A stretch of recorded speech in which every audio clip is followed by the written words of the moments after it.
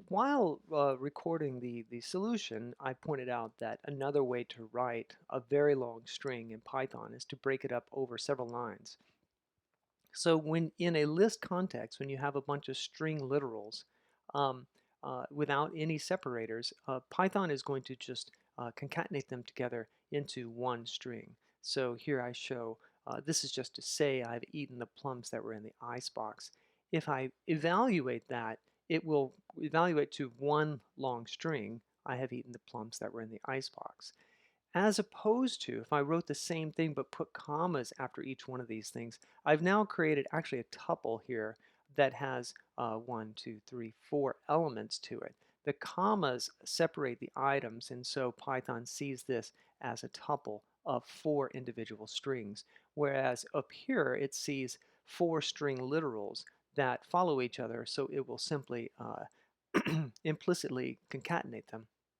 For better or worse, you actually see this in the Haskell language as well.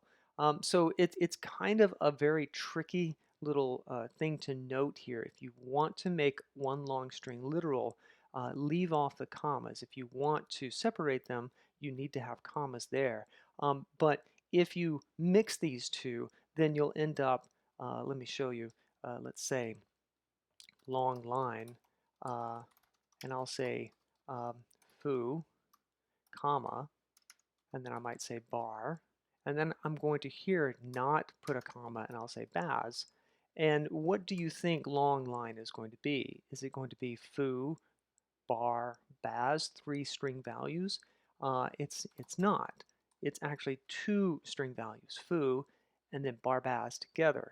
So it's very, very tricky if you're going to write something like this and you happen to leave off one of the commas, or you're writing something like this and you happen to insert a comma by mistake. Neither of those is a syntax error. You're simply going to get one of the strings, 2 of the strings joined together. So be very careful of that. The reason for using this trick, though, is I write this kind of code a lot, especially when I'm writing complex regular expressions. I will break up the regular expression onto multiple lines so that I can then put a comment at the end of the line.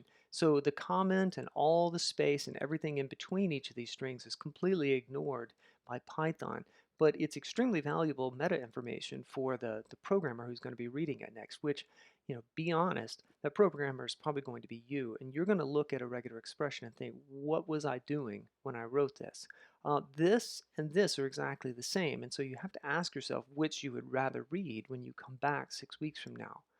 Um, uh, a little more was just about using the testing and the stemmer function.